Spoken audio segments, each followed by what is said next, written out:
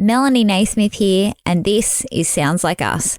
Today's guest is Cynthia Stewart, co-organiser of the Midder Valley Biannual Art Exhibition. Sounds Like Us is a community artist project brought to you by Working for Victoria and Tauranga Shire Council. The aim of this series is to shine a light on creatives that have been influenced by the Tauranga Shire and to share a brief snapshot of their journey within the arts.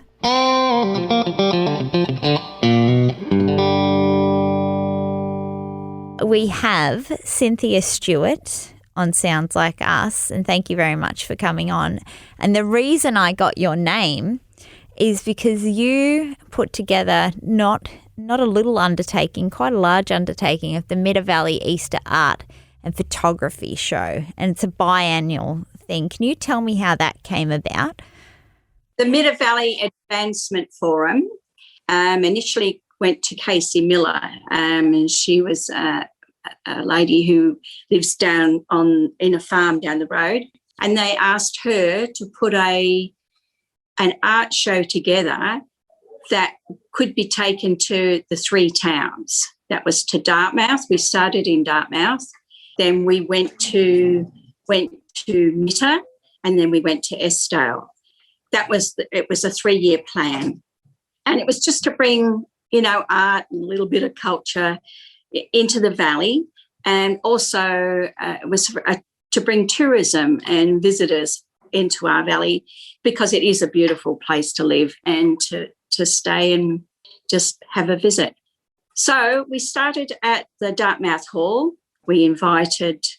Casey invited Sophie Marabilla and also Councillor Joyce. He was the Mayor of the Tauranga Shire at the time, and they opened up our event at the Dartmouth Hall, and we invited the township, and the artists that were involved came from the Albury Wodonga Art Society and a group called the Thaguna Buds, and they put their work into our show for that event. And from there onwards, that year we moved to, that was 2010. In 2011, we went to the Mitter Hall, and we did that at Easter there. Initially, it was from 2010, 2011 and 2012. And the final one in 2012 was at Estale. We realised at Estale that to put on an art show like this, we needed a good audience. So it was convenient that we could have the art show in the Estale Hall in conjunction with the Estale School Fete. And that helped us, get a good audience for our show. And then from there onwards, it is a hard project to do every year. So we decided to go biannual. And with us, I mean the artists within the Midder Valley, and they were Felicity McDonald, Joan Tune, Judy Cardwell, and quite a few other ladies who helped, and I helped with them to get the show on the road. And we just thought it was a nice way of having something cultural in the valley. Besides, we have the Midder Muster every year, and that's a lovely event, a good event, and that's for the country people and a country lifestyle, and you have your wood chopping and There's a lot of sport. Like I just think of the area, and it's very football, netball centric. Yeah, then we have the Dart Cup here in Dartmouth every year, and that's for the fishermen and the outdoorsy sorts of fellows who they fish on the dam and they fish in the river and they fish, like on the Midder River. Yeah. And so with having the Estale Art Show, that just brought something different, more diverse into what we have here in the valley and what we have to offer.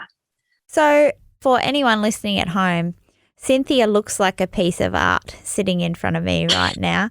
You're obviously very artistic. Your background is very bright and cheerful, and you've you've put a lot of effort into obviously what's behind you. So you do have an eye for detail, I would say.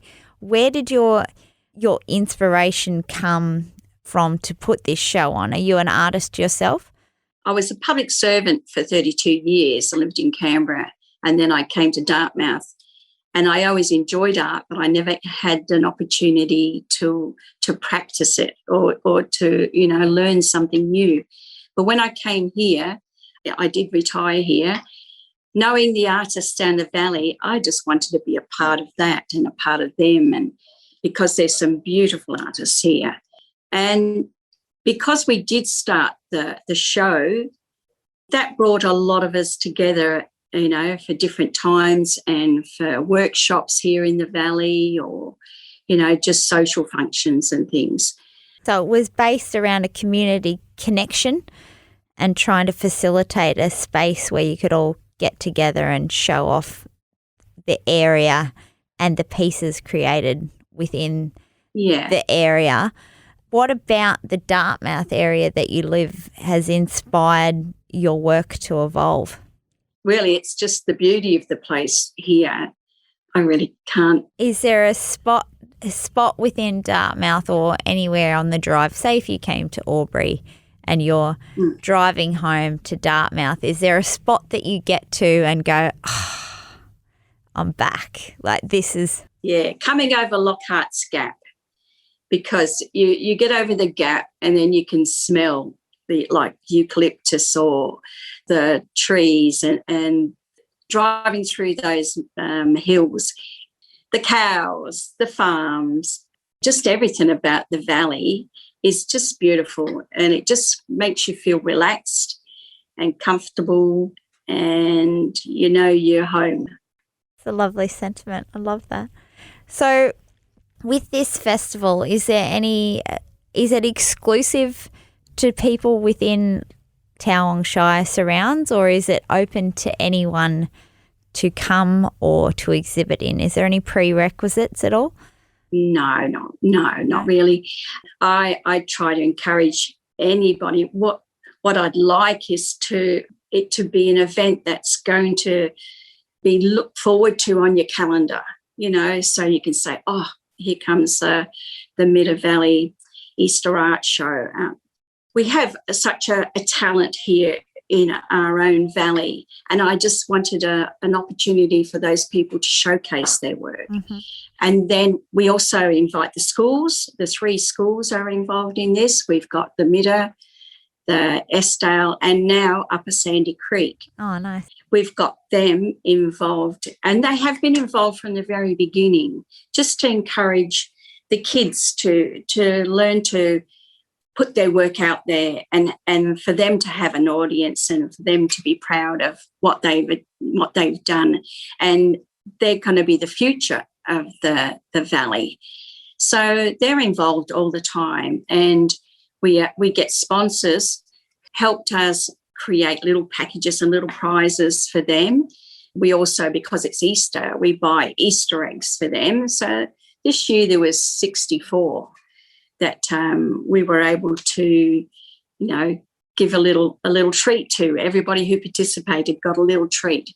But there were 6 children who got major prize, and then a couple of smaller prizes were thrown in there just for a few extra work that was exceptional. This year, I put the word out to the Australian Miniature Art Society in Sydney, in Melbourne, and from that we got 6 entries from the Miniature Art Society from Tassie, Sydney and Melbourne. With that, we had 13 entries from then, but there were 58 miniature entries from the Towong Shire, Indigo Shire, all the regional Northeast Victoria. Tell me this then. I was scrolling through and I saw a picture of a dog on a slab of VB cans. Did you do that? Yes, I did. Then that was for art. You have totally underplayed yourself, because that's the one that jumped out at me out of all the pieces that were were on the site. So there you are. You obviously have completely downplayed yourself, and there's a reason that your name was put forward other than this amazing event that you've organised and collated. Would you like to give a little bit of a plug for your Facebook page that you have? Well, at the moment, I might have to adjust it, but it's called the Middle Valley Easter Art and Photography Show, and it's called 2021. When is the next event happening, Cynthia? We will put the next event on in 2023. That'll be Easter. Mm-hmm. We don't know how it's going to appear yet, what sort of art we're going to ask for, but I'm hoping it's going to be bigger and better. Because we had such a good success in the last art show, I'm hoping to increase the art prize and offer more categories for people to enter. You know, we want to have something for drawing, something for pastels, something for acrylics, something for watercolour, and something for oil. Yeah. And then there's the photographers. Beautiful.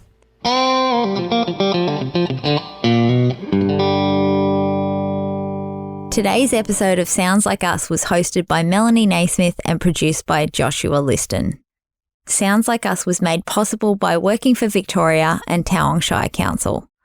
For more information on Sounds Like Us and to hear more episodes from local creatives, go to tauranga.vic.gov.au.